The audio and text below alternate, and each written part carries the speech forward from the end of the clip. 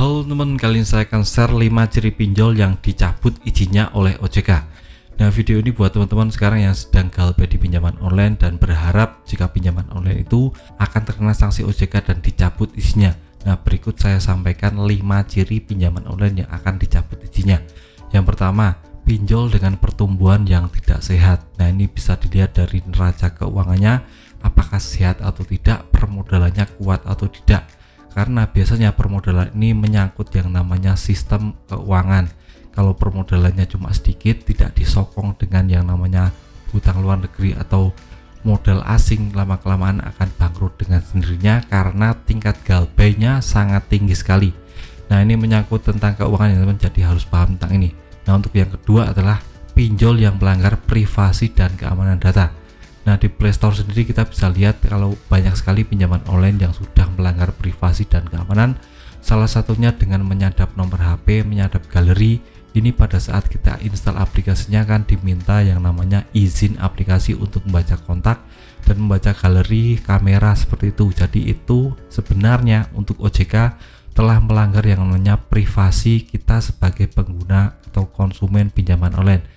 Jadi kalau melanggar ini kemungkinan besar akan terkena sanksi dari OJK dan mungkin akan dicabut izinnya ke depannya, kita nggak tahu ya teman. Nah, untuk yang ketiga adalah pinjol yang melakukan penagihan tidak etis. Nah, ini menyangkut debt collector atau DC lapangan pinjaman online, karena sekarang banyak sekali pinjaman online yang mulai barbar menagihnya melalui debt collector yang mereka sewa dari pihak ketiga. Jadi buat informasi saja, debt collector itu sebenarnya bukan dari pinjaman online, tapi sistemnya debt collector itu suruhan dari pinjaman online, jadi membayar orang untuk menagih kita, jadi tidak dari yang namanya pinjaman online itu sendiri. Jadi akan ada target-target harian yang harus dicapai, akan ada yang namanya target yang harus dicapai per bulan, jadi itu wajib dilakukan agar nanti kerjanya lebih maksimal ya teman. Jadi jika teman ditagih oleh debt collector Aku Laku, kemungkinan debt collector itu juga menagih di Kredivo lalu isi cash, jadi sifatnya borongan ya teman. Per satu wilayah ada debt collectornya seperti itu. Terus untuk yang keempat adalah pinjaman online yang melanggar aturan OJK.